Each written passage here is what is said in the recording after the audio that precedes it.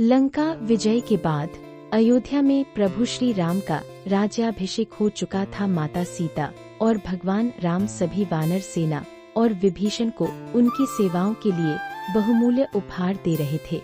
जब हनुमान जी की बारी आई तो माता सीता ने अपने गले से एक बहुमूल्य मोतियों का हार उतारा और बड़े प्रेम से हनुमान जी को भेंट कर दिया।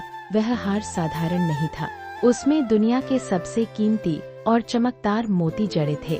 हनुमान जी ने बड़े आदर से हार स्वीकार किया, लेकिन उपहार लेने के थोड़ी देर बाद ही हनुमान जी सभा के एक कोने में बैठ गए। उन्होंने हार का एक मोती तोड़ा, उसे अपने कान के पास ले गए, कुछ सुना और फिर उसे चबाकर फेंक दिया। इसके बाद उन्होंने दूसरा मोती तोड़ा, उसे भी ध्यान से देखा और फेंक दिया। सभा में बैठे सभी लोग लक्ष्मण, भरत और सुग्रीव यह देखकर हैरान रह गए। सबको लगा कि हनुमान वानर बुद्धि के कारण इतने कीमती हार को नष्ट कर रहे हैं।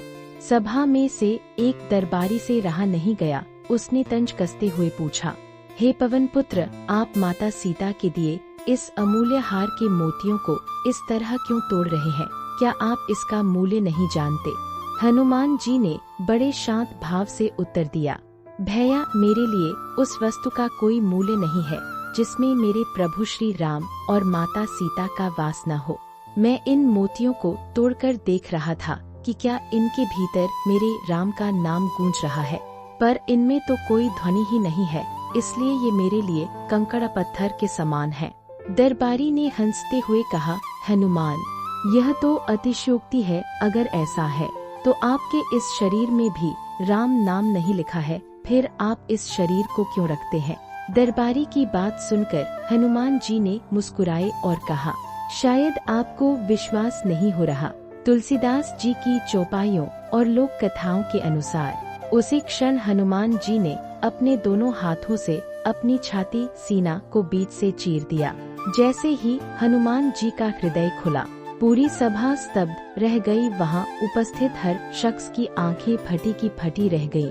हनुमान जी के हृदय के भीतर साक्षात प्रभु श्री राम और माता सीता की छवि विराजमान थी। इतना ही नहीं, उनके शरीर के कटे हुए हिस्से से बहने वाले रक्त की हर एक बूंद और उनके रोम रोम से केवल एक ही ध्वनि निकल रही थी, राम राम राम पूर्णविराम।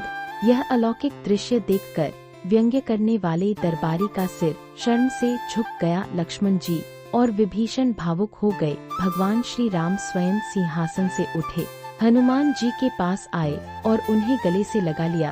प्रभु राम के स्पर्श मात्र से हनुमान जी का सीना फिर से ठीक हो गया। श्री राम ने अश्रुपूर्ण नेत्रों से कहा, हनुमान, तुम्हारी इस भक्ति का ऋण मैं कभी नहीं चुका सकता।